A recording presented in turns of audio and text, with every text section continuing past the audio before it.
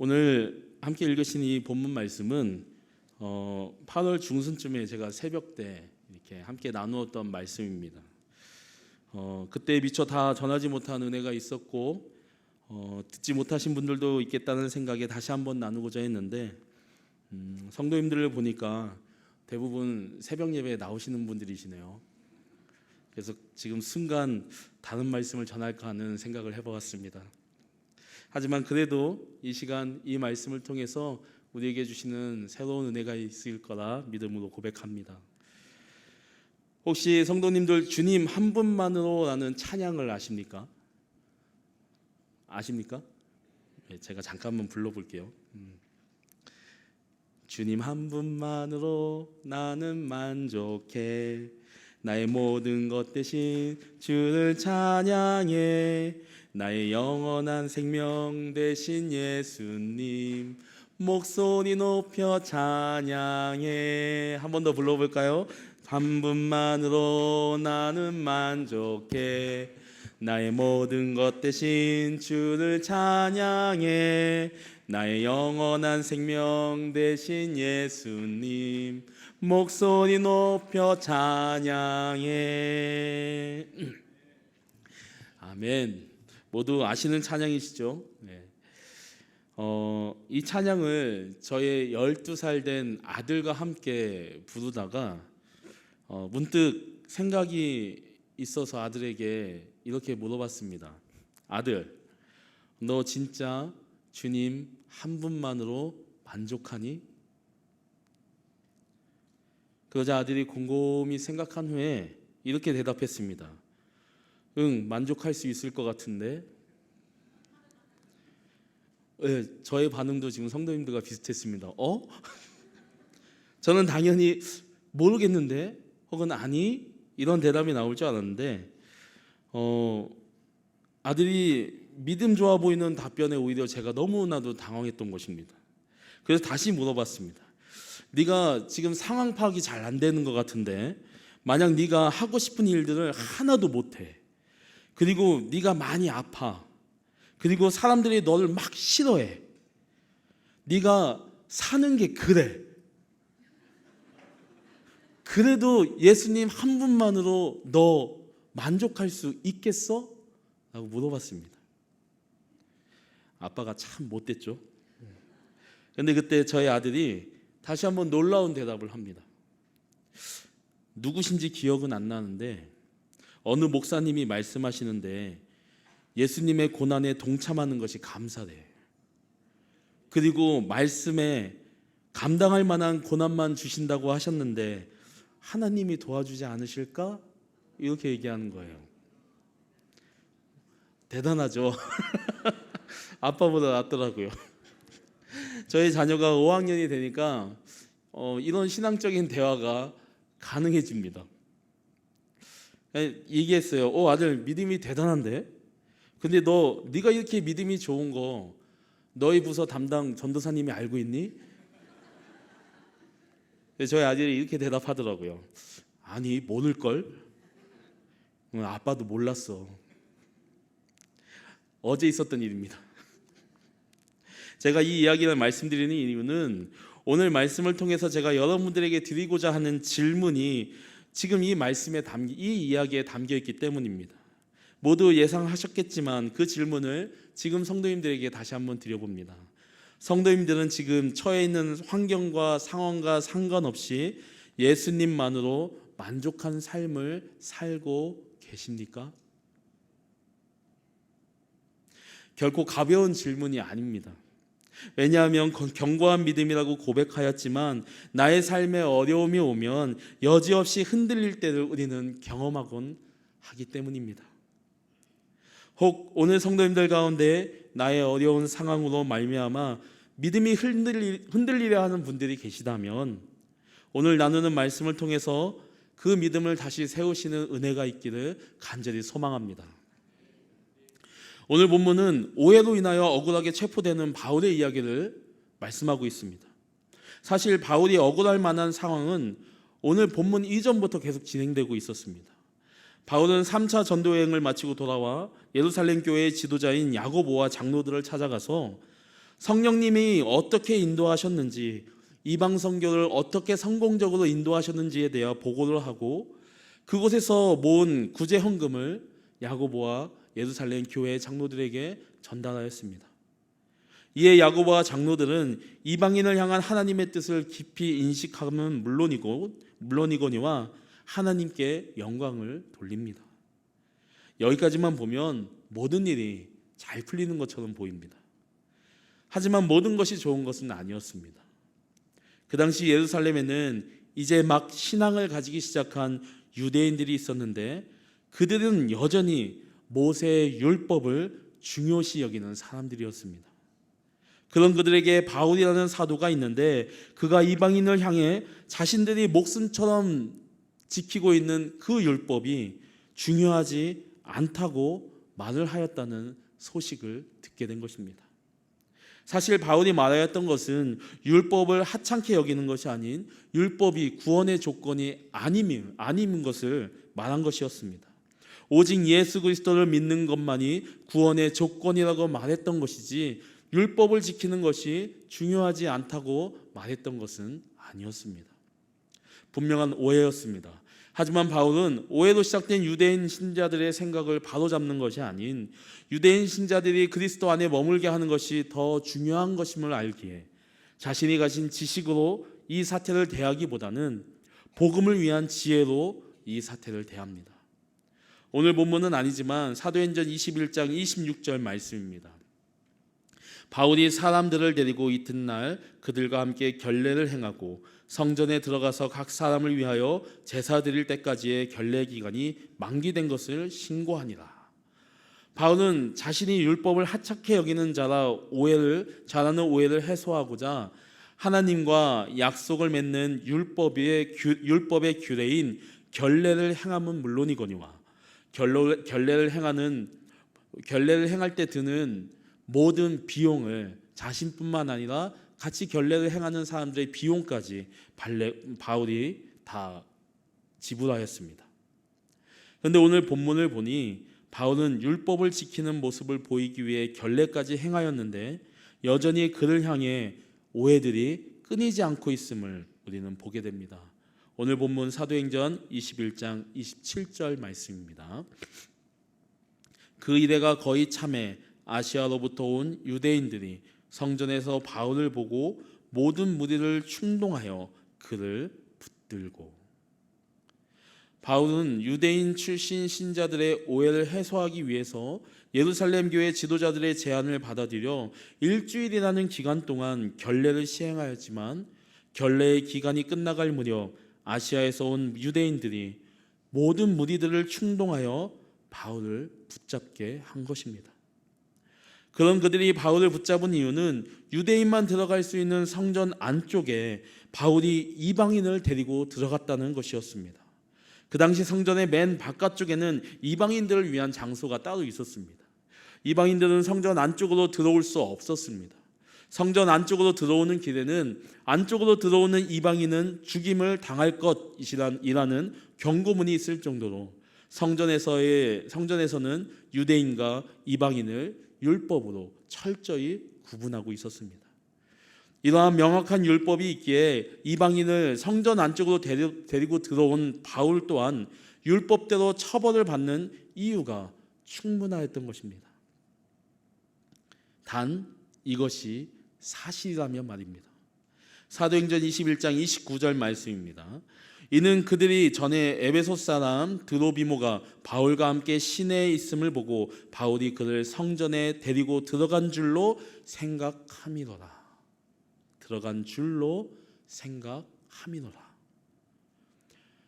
바울이 성전 안쪽으로 이방인을 데리고 들어갔다는 말은 말씀 그대로 추측이었으며 오해였습니다. 바울은 또다시 율법을 어겼다는 오해로 인하여 성전 밖으로 끌려나가 성문이 닫힌 채 몰매를 맞으며 죽을 위기에 놓이게 된 것입니다. 이 사실이 일어난 것이 바울에게 더욱 가슴 아픈 것은 바울을 고발하였던 아시아에서 온 유대인들이란 사도 바울이 선교 여행 중에 3년이나 머물며 전도 활동을 하였던 아가야 지방, 말씀 중에 헌금을 모았던 그 아가야 지방입니다.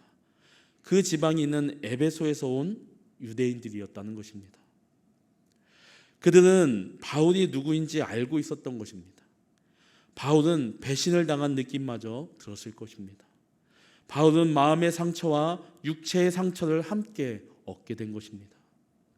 물론 목숨을 위협받는 상황에서 백성들의 소란을 들은 로마 군대의 천부장이 와서 바울은 죽음을 면할 수 있었지만 이후로 로마로 이송되기까지 바울은 2년의 시간 동안 로마군에게 구금된 상태로 지내게 됩니다.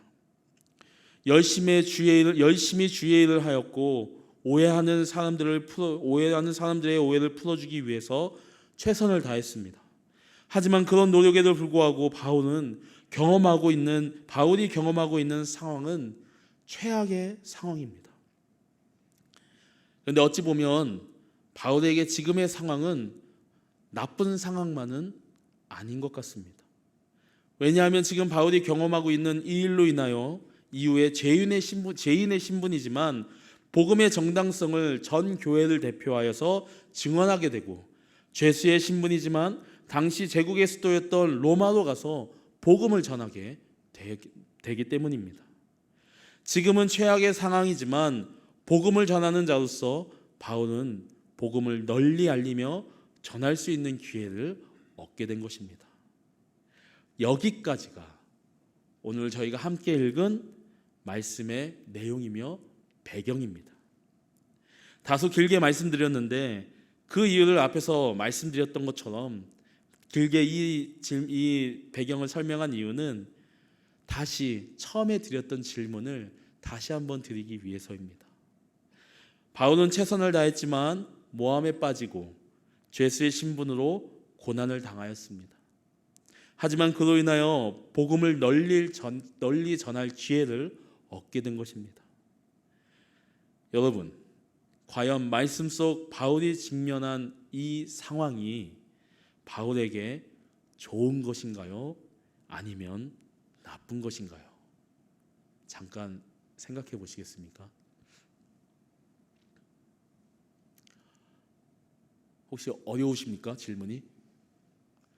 좀 쉽게 바꿔서 질문 드려보겠습니다.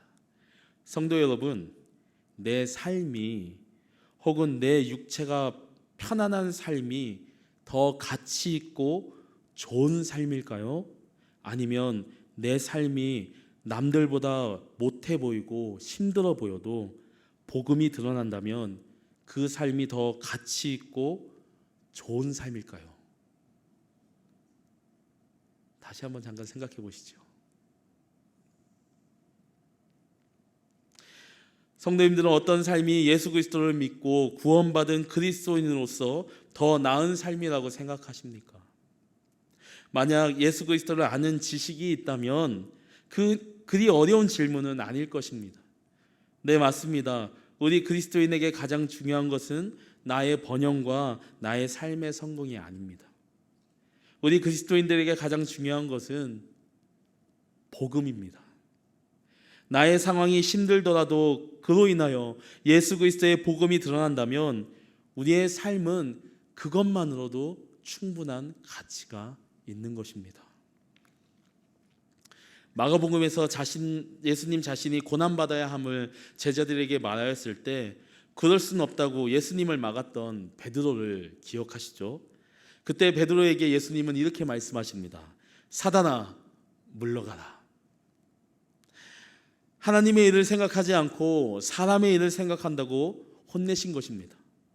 그리고 계속 이어서 말씀하시기를 마가복음 8장 34절과 35절 말씀입니다.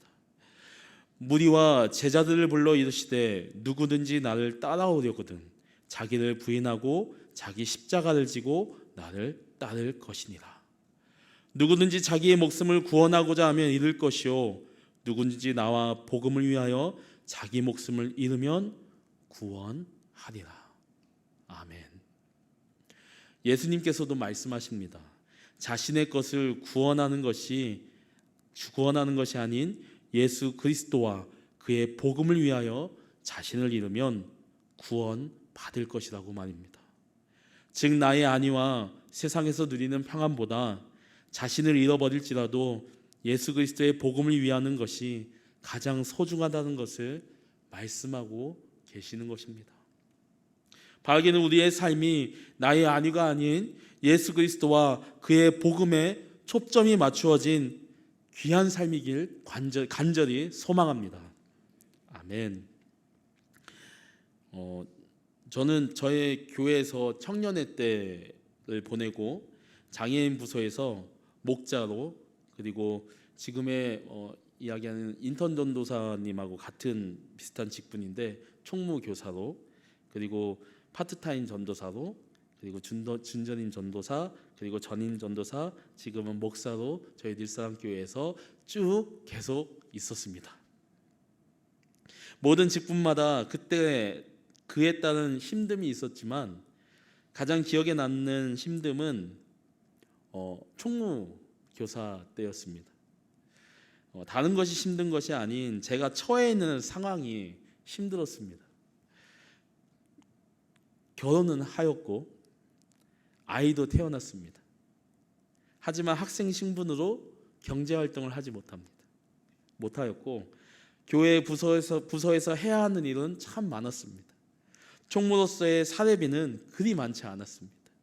물론 아내가 일을 하고 있었지만 한 가정의 가장으로서 경제적인 보탬이 되지 못한다는 생각에 정신적으로 많이 힘든 때였습니다. 근데 참 희한한 것은 그런 상황에서도 교회에 가고 싶은 거예요. 만약 부서 수련회 기간이라서 교회에 가야 하는 상황일 때에는 총무의 입장이지만 가정이 있고 가장이며 아이가 있음에도 불구하고 밤 11시, 밤 12시, 밤 1시, 밤 새벽 2시까지 그 수련회를 위해서 준비하는 것이 너무나도 좋았습니다. 몸은 힘들죠. 마음도 힘듭니다. 그런데 그 안에 기쁨이 있었습니다. 이해가 되십니까? 다음날 아침이 되면 또 교회 가고 싶습니다. 교회 일을 하고 싶은 거예요. 이유는 한 가지입니다. 이 일이 나를 위한 일이 아니고 주 예수 그리스도의 복음을 위한 일이라고 생각했을 때 제 안에 기쁨이 솟아났던 것입니다. 그런데 말은 끝까지 들어봐야죠. 그런데 시간이 지났죠. 죄송한 말씀을 드립니다. 지금은 힘들면 그냥 쉽니다. 그때보다 나이가 많아서일지는 모릅니다. 하지만 그것보다는 더욱 분명한 이유가 있는 것 같습니다. 그때 충만하였던 복음이 제 안에서 아마 조금은 더 작아졌기 때문이 아닐까라는 생각을 합니다. 가끔 저희 송호철 담임 목사님께서 이런 말씀을 하십니다. 교회에 오면 힘이 납니다. 교회에 오면 힘이 나요. 만약 제가 총무교사 그때였다면 그 말을 이해했을 것 같습니다. 근데 담임 목사님이 오시고 그 말씀을 하신데 속으로 죄송합니다. 죄송합니다. 뭐지? 어떻게 저러실 수 있지? 이런 마음이 제 안에 먼저 드는 거예요. 부끄럽지만 저의 이 연약함을 말씀드리는 이유는 주의 복음만으로 만족하며 살 수 있다는 것은 결코 절대로 쉽지 않다는 것을 말씀드리기 위해서입니다. 주님을 처음 인격적으로 만나고 첫사랑이 불붙듯 일어날 때에는 복음 하나만으로는 만족할 수 있을 것 같습니다. 실제로 그런 삶을 사는 듯 느껴지기까지 합니다. 하지만 어느새 복음이 아닌 나의 안위를 더 먼저 생각하게 됩니다. 무엇이 중요한지를 알고 있어도 실제로 나의 삶에 억울하고 안타까운 일들이 일어날 때 주님, 나를 먼저 좀 구해주세요 하고 기도합니다. 복음 전파를 위해 기도하기보단 주님, 나의 평안함을 주님께서 허락해 주세요 라고 기도합니다. 다음 세대를 위해서 기도하기보단 지금 나의 자녀의 성적을 위해 기도할 때가 더 많습니다. 이웃사랑을 위해 기도하기보단 나를 더 사랑해달라고 기도할 때가 더 많은 것 같습니다. 네, 물론 이러한 삶과 기도가 틀린 것이라고 말씀드리는 것은 아닙니다. 하지만 성도 여러분, 우리가 예수 그리스도를 믿는 성도라면 우리의 삶에는 분명한 우선순위가 있음을 말씀드립니다. 너무도 유명한 말씀이죠. 마태복음 6장 33절 말씀 함께 읽도록 하겠습니다. 시작. 너희는 먼저 그의 나라와 그의 의를 구하라. 그리하면 이 모든 것을 너희에게 더하시리라. 아멘. 마태복음 말씀은 먼저 그의 나라와 그의 의를 구하라 라고 말하지만 그걸로 끝나지 않습니다. 그 결과를 분명히 말씀하고 계십니다. 그리하면 모든 것을 너희에게 더하시리라. 예수 그리스도의 십자가 사랑으로 우리는 구원을 받았습니다. 십자가 사랑이라고 말씀드리지만 실제로는 예수님이 자신을 내어주신 희생으로 말미암아 우리는 구원을 받게 된 것입니다. 예수님께서 자신을 희생하심으로 얻은 것이 바로 우리였습니다. 그런데 그런 모습을 통해 구원받은 우리가 예수님과 다르게 주를 위한 어떠한 희생의 모습도 없이 그저 내가 먼저라고 생각한다면 죄송합니다. 이는 예수님을 아는 것도 그리고 올바른 성도의 모습도 아닐 것입니다. 비록 내가 작더라도 풍족하지 못하더라도 연약하더라도 먼저 주의 나라와 그의 의를 구할 때 우리 주님께서는 우리의 자금을 당당함과 담대함으로 바꾸어 주실 것입니다. 먼저 주의 나라와 그의 의를 구할 때 우리의 부족함을 주님은 풍족함으로 바꾸어 주실 것입니다. 먼저 주의 나라와 그의 의를 구할 때 우리의 연약함을 강함으로 바꾸어 주실 것입니다. 그렇게 주님은 우리에게 모든 것을 더해 주실 것입니다. 아멘이십니까? 아멘. 이전에 암투병 중이신 성도님께서 저에게 보내주셨던 카톡 내용을 성도님들과 나눈 적이 있는데요. 그 카톡 내용을 한 번 더 말씀드리고자 합니다. 항암 첫째 날 주사 맞으려 기다리며 저는 주님과 함께 이렇게 기쁜데 많은 환자들을 보며 눈물이 났습니다. 이분들도 고쳐주시기를. 이분들이 구원받으셨을까 주님 앞에 기도드리며 함께 있는 분들을 바라보았습니다. 주님 마음은 어떠실까? 곧 제 차례가 되었습니다. 큰 주사기로 3개를 먼저 놓았는데 약이 얼마나 독한지 머리, 등, 엉덩이가 갑자기 따가워서 놀랐습니다. 그리고 작은 링거를 맞고 대전으로 내려왔는데 병원에서 미리 울렁거리지 말라고 약을 먹었는데 약 기운이 떨어져서인지 계속 속이 안 좋고 밥도 안 들어가네요. 머리도 아프고 암 환자분들이 이렇게 어려움을 겪고 있다는 것을 경험함으로써 앞으로 그분들을 더 깊이 이해해주고 사랑해줄 수 있을 것 같습니다. 짧은 글이지만 자신의 이야기보다 내가 아닌 다른 누군가를 걱정하며 기도하는 내용이 담겨져 있는 글이었습니다. 글을 보내주신 성도님은 현재 수술을 완료하셨음에도 불구하고 몇 번의 항암 치료를 더 받으셔야 한다고 합니다. 그런 그분이 이번 주일에 교회에 오셨습니다. 얼마나 밝은 표정으로 오셨는지 모르겠어요. 사실 제가 주일에 좀 감기 기운이 있어서 이 마스크를 쓰고 있었거든요. 근데 그분이 저에게 오셔갖고 이렇게 말씀하시는 거예요. 왜 마스크를 왜 쓰셨냐고. 그래서 감기 기운이 있으니까 제 앞에 오지 마시라고, 제 앞에 오지 마세요 이렇게 말씀드렸거든요. 근데 예배가 마치고 굳이 또 제 앞에 오셨어요. 오셔갖고 목사님 감기 나으세요? 화이팅! 하고 가시는 거예요. 암에 걸리신 분이 감기 걸린 사람한테 나으라고 화이팅하고 가십니다. 그 성도님이 저에게 말한 그 나으세요라는 그 말이 누군가에게는 빈말처럼 들리진 몰라도 저에게는 감기 나으라는 그 말은 빈말처럼 들리지 않았습니다. 저는 그 안에 분명히 복음이 있기 때문에 공동체 안에 자신이 겪는 아픔과는 비교할 수 없는 작은 아픔이지만 그 또한 아픔이기에 반드시 나으라고 간절하게 기도하는 마음으로 말하시는 것으로 들렸습니다. 여러분, 그 성도님이 보여주신 모습은 복음이 있기에 가능한 모습입니다.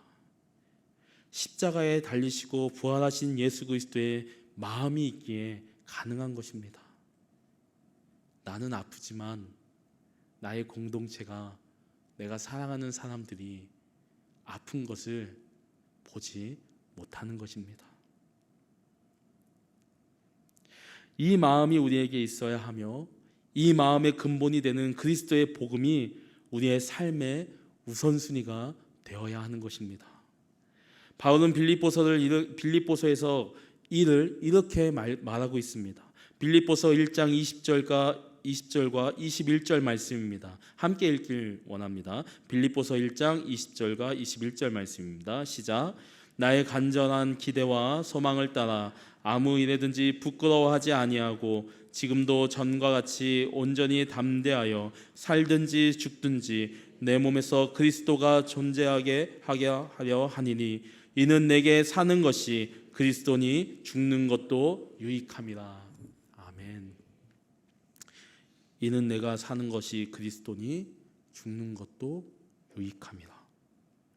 바라기는 저와 여러분의 삶이 나보다 복음이 우선되는 그러한 삶이기를 간절히 소망합니다. 힘들고 고단한 삶이라도 그 안에서 복음이 먼저 드러나는 삶을 사시기를 간절히 소망합니다. 물론 어렵고 힘드실 거예요. 하지만 우리가 함께 그러한 삶을 살고자 다짐하고 또 다짐하며 서로를 독려하고 노력한다면 주님은 저와 여러분들의 삶을 사용하시어서 그의 나라가 확장되게 하실 것입니다. 그리고 지금은 예수 그리스도의 고난과 같이 보이는 고통일지라도 그 끝은 예수 그리스도와 같은 부활과 같은 회복이 임하게 될 것입니다. 바라기는 이것을 믿으시어 복음을 우선시하는 삶을 살아내심으로 그 뒤에 하나님께서 약속하신 축복과 채우심을 경험하는 저와 늘사랑의 모든 성도님들 되시기를 간절히 소망합니다.